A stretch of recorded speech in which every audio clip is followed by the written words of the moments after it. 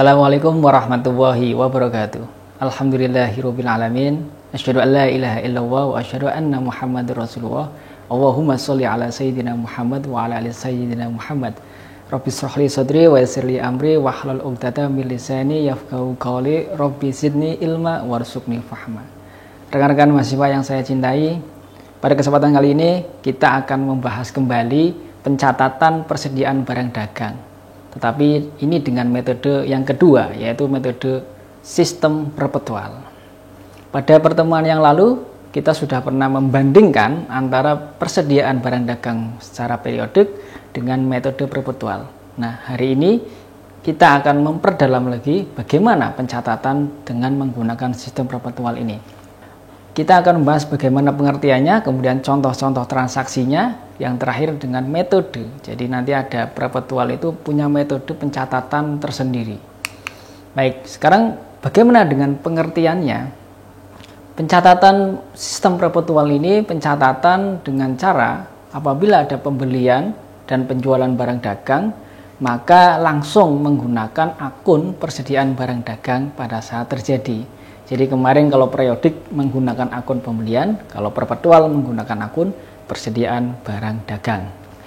Nah, fitur-fitur dalam sistem persediaan barang dagang secara perpetual ini adalah memberikan catatan saldo secara terus-menerus ya, dalam akun persediaan barang dagang dan juga akun harga pokok penjualan. Jadi bisa kita cek secara berkala berapa saldo dari akun persediaan barang dagang dan juga akun harga pokok penjualan.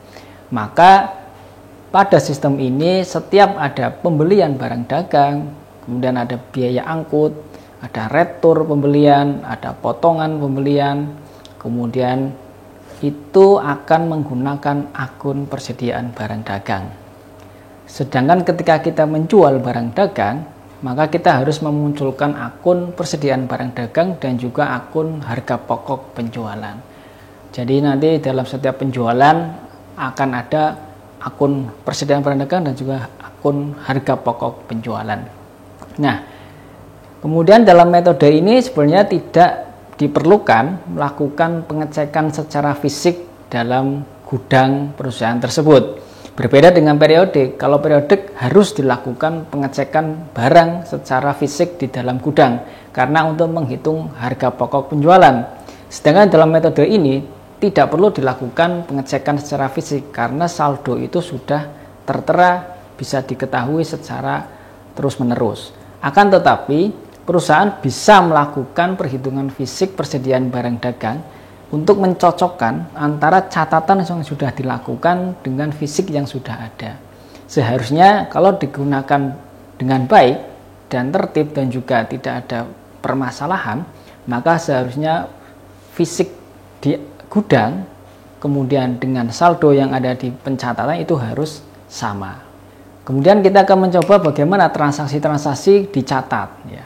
Yang pertama, kita bisa melihat contoh transaksinya.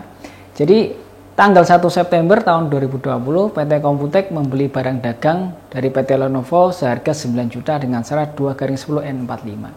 Nah, transaksi ini transaksi pembelian barang, maka kita mendebet persediaan barang dagang, kemudian mengkredit utang dagang senilai 9 juta. Berarti langsung menggunakan akun persediaan barang dagang, karena persediaan barang dagangnya bertambah karena adanya pembelian. Kemudian contoh yang kedua tentang biaya angkut. Nah, ketika ada biaya angkut yang harus kita tanggung, maka kita tetap harus mencatat sebagai persediaan barang dagang bertambah di debit. Kemudian kreditnya kas ataupun utang.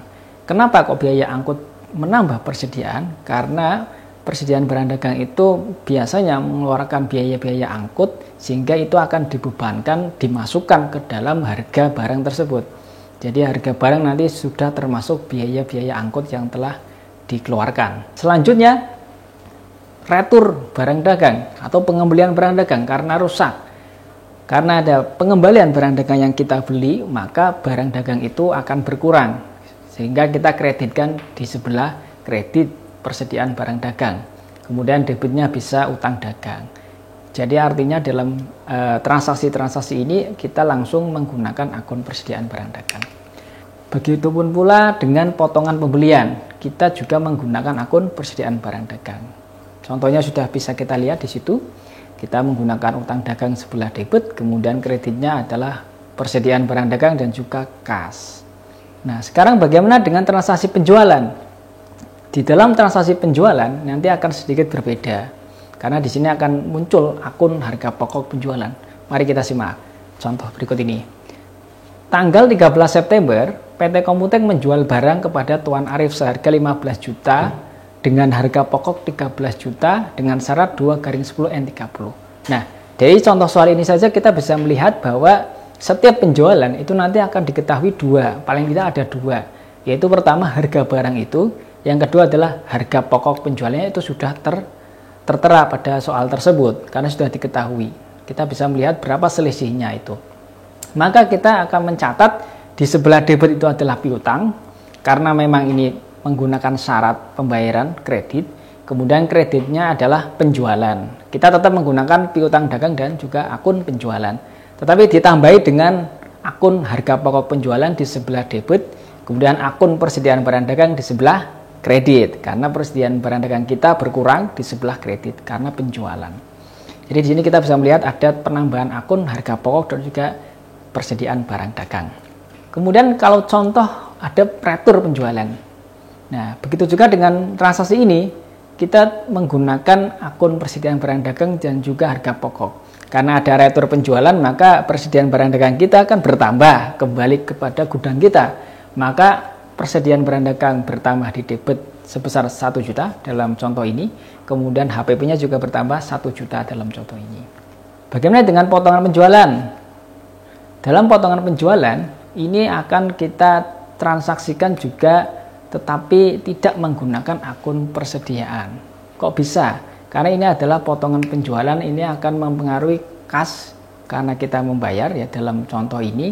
Kemudian potongan penjualan kita masukkan ke dalam debit, kemudian kreditnya itu adalah piutang dagang. Jadi karena ini berkaitan dengan potongan, maka kita menggunakan akun potongan penjualan.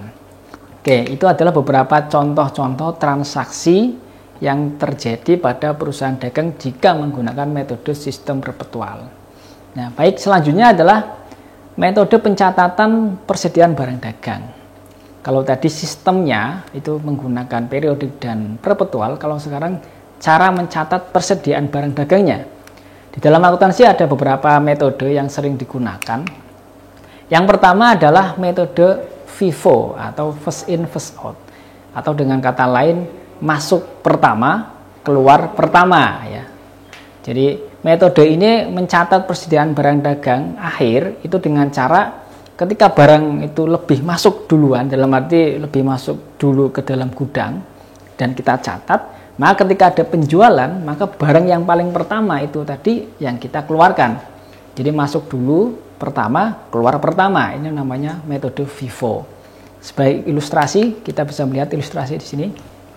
Ketika barang dibeli, maka barang itu akan berada di bawah. Itu kan ada contohnya di situ, ilustrasinya seperti tabung, ada kerucutnya.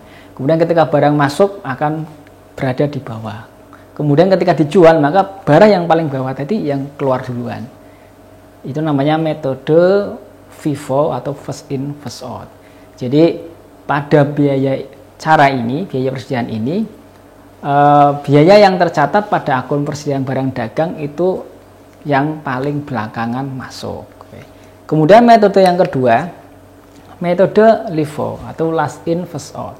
Terakhir masuk, keluar pertama. Jadi ini metode ini kebalikannya dari metode FIFO. Jadi metode ini ketika barang-barang itu datang duluan, kemudian ada barang yang datang terakhir, maka yang ketika ada penjualan, barang itu yang terakhir tadi yang dikeluarkan. Ini sebenarnya ada beberapa kelemahan dari metode LIFO ini karena cenderung barang-barang yang lebih dahulu itu digudangkan atau dimasukkan ke dalam gudang kita cenderung akan statis, tidak bergerak karena barang-barang yang keluar itu adalah barang-barang yang terakhir masuk. Nah, pada dasarnya metode LIFO ini juga sudah tidak dianjurkan lagi untuk digunakan di perusahaan-perusahaan karena ini memiliki resiko yang paling tinggi dalam kerusakan barang-barang tersebut. Ada ilustrasinya, ini adalah ilustrasi dari arus biaya dengan metode LIFO ini. Jadi barang-barang yang pertama dibeli itu justru paling terakhir dikeluarkan. Nih. Kemudian yang terakhir metodenya adalah metode rata-rata. Ya. Metode rata-rata ini adalah metode pertengahan antara FIFO dan LIFO, di mana metode ini dengan cara menghitung rata-rata barang yang tersedia dengan harga rata-rata dari setiap pembelian yang dilakukan. Sebagai contoh seperti ini, jadi barang-barang itu dimasukkan kemudian di rata-rata terlebih dahulu, kemudian baru dijual. Nah, untuk lebih meningkatkan pemahaman kita, ada contoh, salah satu contoh transaksi yang akan kita catat ke dalam 3 metode ini. Kita contohkan di sini, kita bisa melihat contohnya daftar ya, data biaya persediaan untuk ilustrasi sistem perpetual FIFO dan LIFO. Ini untuk item barang dengan seri 3X ya. Ada transaksi misalkan di situ tanggal 1 Januari ada persediaan 10 unit, biayanya 200, kemudian ada penjualan, kemudian tanggal 10 ada pembelian dan seterusnya. Nah, ini transaksi ini coba akan kita ilustrasikan ke dalam pencatatan sistem perpetual FIFO. Nah, ini adalah salah satu bentuk format buku ya, buku kontrol untuk persediaan dengan metode FIFO. Bagaimana cara kita menentukan hasil akhir dari nilai persediaan barang dagangan tersebut. Tanggal 1 Januari adalah tadi ada saldo ya, sebesar kuantitasnya itu adalah 10, kemudian nilainya itu biaya unitnya per unit itu 200, maka total biayanya 2000, 10 kali 200. Kemudian tanggal 4 ada transaksi penjualan ya, sebesar sebanyak 7 unit ya, sehingga 7 unit ini kita masukkan ke dalam kolom harga pokok penjualan kuantitas 7, biayanya kita ambil dari biaya barang yang pertama kali masuk, yaitu apa? Yang harganya 200 tadi, 200 itu harga pertama yang masuk, kita kalikan sehingga nilainya 1.400. Kemudian saldonya maka tinggal 3, ada saldo 10 dikurangi 7, hasilnya 3 dengan nilai 200 rupiah. Kemudian transaksi selanjutnya tanggal 10.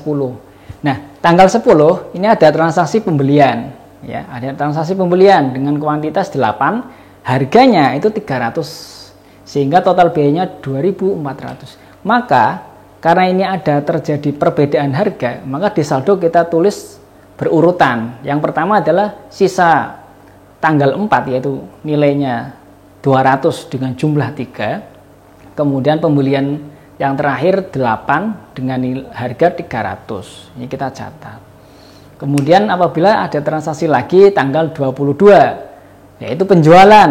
Nah, penjualannya ada 4 barang, ya 4 kuantitas atau 4 jumlah 4 yang dijual, maka yang pertama kita ambil adalah barang pertama yang kita beli, yaitu apa? 3 barang dengan harga 200. Kemudian yang berikutnya sisanya 1 barang ini dengan harga 300. Karena kita menggunakan metode FIFO, maka yang pertama kali masuk yang kita keluarkan, sehingga kita mengambil barang yang harga 200 terlebih dahulu, baru yang harga 300. Sehingga saldonya per tanggal 22 Januari masih ada 7 unit dengan harga 300. Selanjutnya tanggal 28 ada penjualan juga ya, karena penjualannya hanya 2, saldonya 7, maka otomatis menggunakan harga yang 300. Kemudian di hari yang terakhir tanggal 30 ada pembelian 10 unit, harganya 250, maka saldonya itu adalah barang yang pertama tadi, sisa yang pertama yaitu 5 unit dengan harga 300, kemudian barang yang barusan kita beli tanggal 30 sebesar 10 unit dengan nilai 250. Sehingga pada akhir bulan Januari dengan metode FIFO, maka kita memiliki saldo persediaan sebanyak 15 unit dengan total biaya 4.000, di mana 5 unit dengan harga 300, kemudian 10 unit dengan harga 250. Ini adalah contoh untuk metode perpetual menggunakan metode FIFO. Bagaimana dengan metode LIFO? Oke, kita cek metode LIFO-nya, last in first out. Tanggal 1 sudah ada saldo, kemudian tanggal 4 ada penjualan sama, maka otomatis kita menggunakan barang yang terakhir, yaitu barang dengan harga 200. maka saldonya tinggal 3 dengan nilai 200 harganya. Kemudian tanggal 10 pembelian 8 unit dengan harga 300, maka kita saldonya juga diurutkan. Yang pertama masuk tadi dengan harga 200, kemudian yang baru kita beli sebanyak 8 unit dengan harga 300. Selanjutnya tanggal 22 ada penjualan. Nah ini ada penjualan, kebetulan penjualannya 4 unit, sedangkan saldo kita itu ada 3 unit dan 8 unit dengan harga yang berbeda. Karena kita menggunakan metode LIFO, maka yang pertama kali kita keluarkan itu adalah yang terakhir kita beli, di mana yang terakhir kita beli itu adalah dengan harga 300, maka yang kita ambil harga 300 sehingga saldonya masih tersisa 3 unit dengan harga 200, 4 unit dengan harga 300. Kemudian transaksi tanggal 28 ada penjualan lagi 2 unit. Nah 2 unit ini kita ambil dari barang yang terakhir kita beli, di mana masih ada sisa kuantitas 4 dengan harga 300, maka kita ambil dari saldo tersebut, sehingga saldo akhirnya dengan harga 200 masih 3 unit, dengan harga 300 tinggal 2 unit. Karena LIFO ya, terakhir masuk itu yang pertama kali dikeluarkan. Sedangkan di hari yang terakhir ada pembelian 10 unit dengan harga 250, maka ini akan disusun secara berurutan dari barang yang pertama kita beli 200 dengan kuantitas 3, kemudian dengan barang yang kedua kita beli yaitu 300 dengan kuantitas 2, dan barang yang terakhir kita beli 250 dengan kuantitas 10. Sehingga pada akhir periode menggunakan metode LIFO ini kita bisa melihat total barangnya sama dengan metode FIFO, sama-sama 15 unit, tetapi memiliki biaya yang berbeda. Dengan metode LIFO biayanya itu 3.700. Sedangkan tadi dengan metode FIFO itu biayanya adalah 2.500. 4.000 dengan biaya 4.000. Jadi ada perbedaan di sini. Dengan metode FIFO itu 4.000, dengan metode LIFO itu adalah 3.700. Nah, inilah perbedaan dari keduanya. Nah, bagaimana dengan contoh metode biaya rata-rata? Kita menggunakan contoh yang lain ya. Biaya rata-rata di sini kita ilustrasikan ada transaksi 4 ya. Tanggal 1 Januari itu persediaan awal dengan 200 unit jumlah. Kemudian setiap unit harganya 9 misalkan. Kemudian tanggal 10 ada 300, harganya 10 pembelian. Kemudian tanggal 21, tanggal 18 juga dilakukan pembelian juga. Sehingga total dari pembelian ini, total dari barang yang ada adalah 1000 unit tersedia untuk dijual. Bagaimana cara menghitungnya? Nah, nih metode biaya ini didasarkan pada rata-rata biaya barang yang serupa. Jadi barang yang serupa bisa dilakukan biaya rata-rata. Nah, ini kita tinggal mengalikan saja. Misalkan 200 unit kalikan dengan 9, harganya 9, maka ketemu 1.800. Sehingga kalau kita kalikan setiap unit tadi dengan harga yang berbeda-beda, maka kita akan menemukan hasil total biayanya itu adalah 10.400 dengan jumlah barang 1000 unit. Maka kita bisa menghitung biaya rata-ratanya dengan cara biaya yang tersedia untuk dijual dibagi dengan unit tersedia untuk dijual. Itu adalah rata-rata biaya per unit, di mana biaya barangnya itu adalah 10.400, kemudian unit yang tersedia untuk dijual itu adalah 1000, maka kita memperoleh angka 10,4 per unitnya, itu harga rata-ratanya. Maka kita bisa menghitung HPP-nya dengan cara biaya barang yang tersedia untuk dijual 10.400 dikurangi dengan persediaan akhir yaitu 10,4 dikalikan dengan 200 sama dengan 2080, sehingga HPP-nya bisa kita ketahui senilai 8.320. Untuk mengecek kebenaran ini kita bisa melakukan perhitungan pembanding, yaitu dengan cara kalikan 800 unit yang terjual dengan 10,4, maka akan menemukan hasil yang sama yaitu 8.320. Jadi dari 1000 unit ini kalau diilustrasikan yang terjual itu adalah maka HPP-nya 8.320. Ini adalah contoh transaksi perhitungan dengan menggunakan biaya rata-rata.